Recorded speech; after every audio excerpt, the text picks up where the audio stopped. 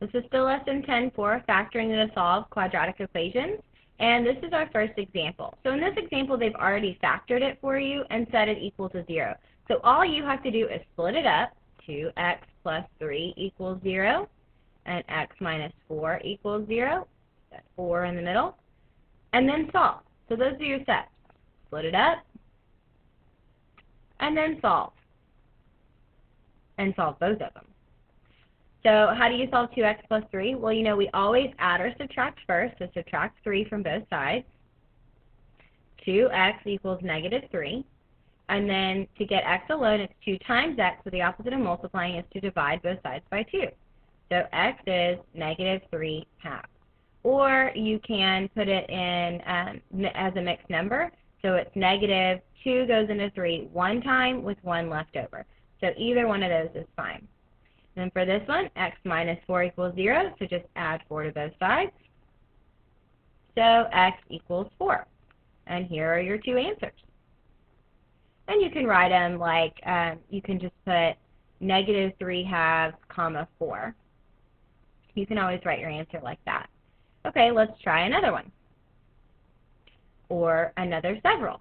So again, you just split them up. X plus 7 equals 0, or x minus 4 equals 0, and then solve both of them. Subtract 7 from both sides. X equals negative 7, or add 4 to both sides, and x equals 4.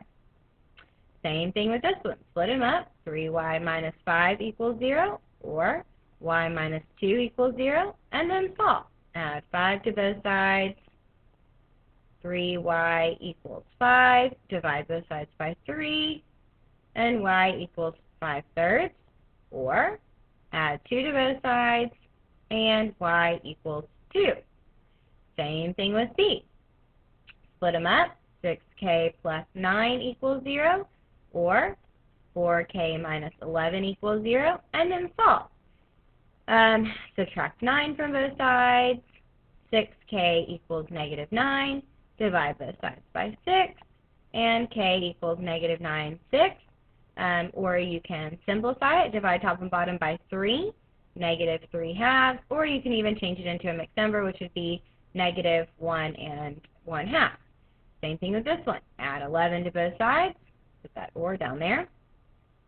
So 4k equals 11, since those canceled. Divide both sides by 4, and k equals 11/4.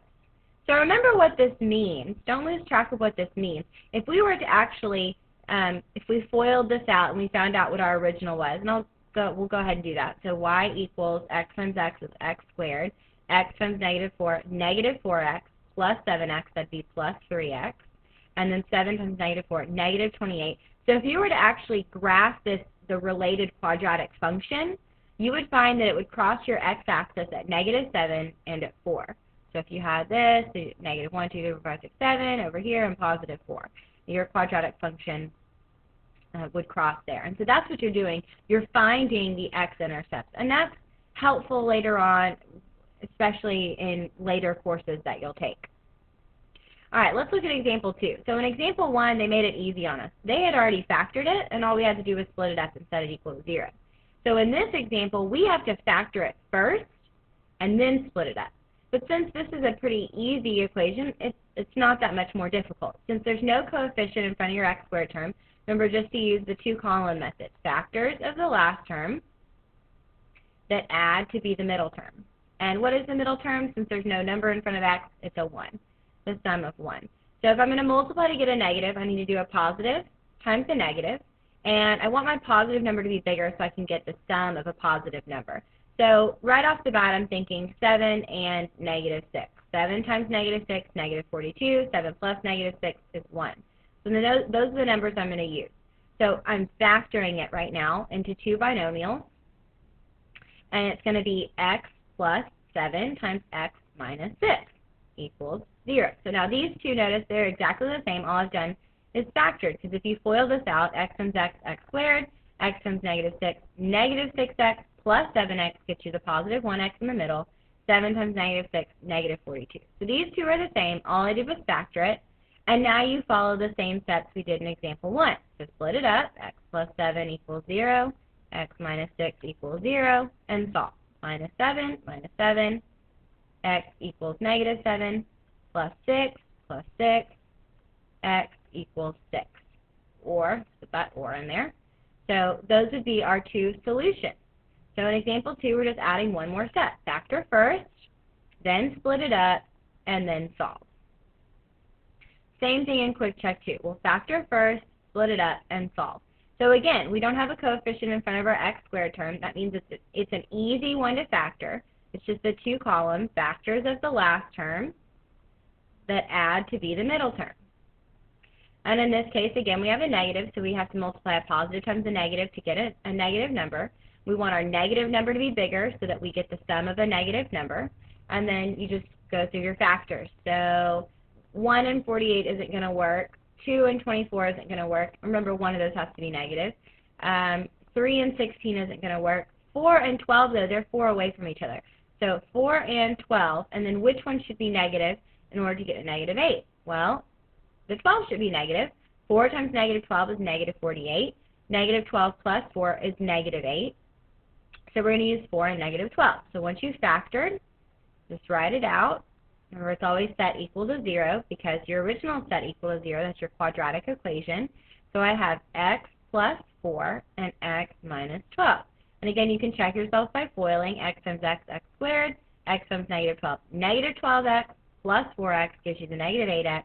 4 times negative 12, negative 48. So once you factor, just split them up. X plus 4 equals 0. X minus 12 equals 0. And then solve. Minus 4 minus 4. X equals negative 4 plus 12 plus 12. X equals 12. Then you got that or there. So there's your solution. And again, if you were to graph your parabola, these are the two places where your parabola would cross your x-axis. Okay, in example 3, it gets a little more complicated, but we're doing what we've been doing in example 1 and example 2. The only reason it's more complicated is now you have a coefficient in front of your x squared term. So you can either use the first, outer plus inner, and last method, or you can use grouping. And I'm going to use grouping because it's a lot quicker. So to group, remember those steps. The first step is to always look and see if there's actually, even before we do that, this problem is not set up for us fully yet. It's 3x squared minus 2x equals 21, but it needs to be set equal to 0.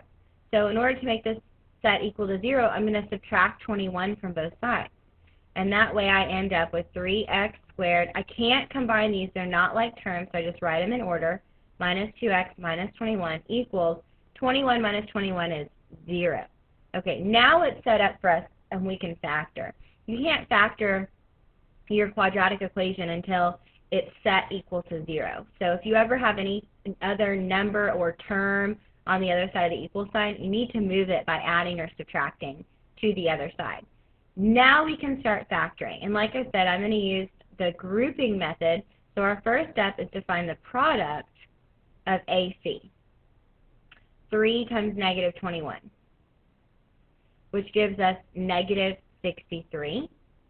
And then we have to find the factors of AC, which in this case is negative 63, that add to be the middle term of negative 2.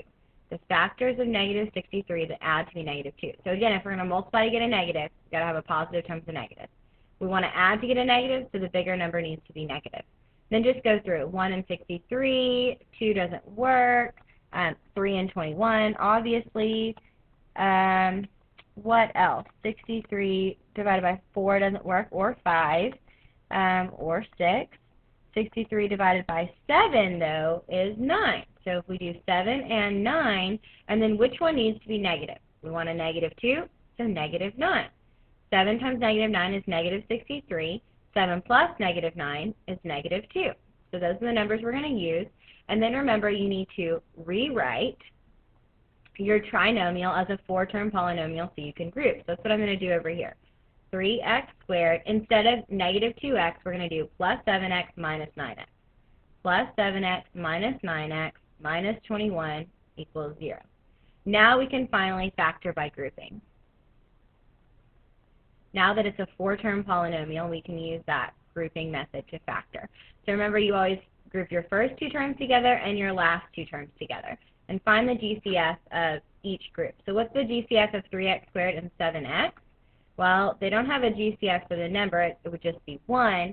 So then for your variable, it's just x. X times 3x is 3x squared, and x times 7 is 7x. And then the GCF of negative 9 and negative 21, since both our terms are positive here, we want to pull out a negative number. So I'm going to pull out a negative 3 because 3 is the GCF of 9 and 21. Negative 3 times 3x is negative 9x, and negative 3 times positive 7 is negative 21. And then there's your equals 0. Now remember, if you've done it correctly, these two binomials will have the exact same thing in them, and they do. So now we can pull them out as our GCF. So I have 3x plus 7, and so that's gone. I've pulled it out, times what's left, x minus 3 equals 0. Remember to check yourself, you can simply FOIL it out, 3x times x, 3x squared, 3x times negative 3x, negative 9x plus 7x is negative 2x, and then 7 times negative 3 is that negative 21. So we did, in fact, factor it correctly, and then we just need to follow the steps we did in example 1 and example 2. Split it up, 3x plus 7 equals 0, or x minus 3 equals 0, and then solve them. So minus 7 minus 7.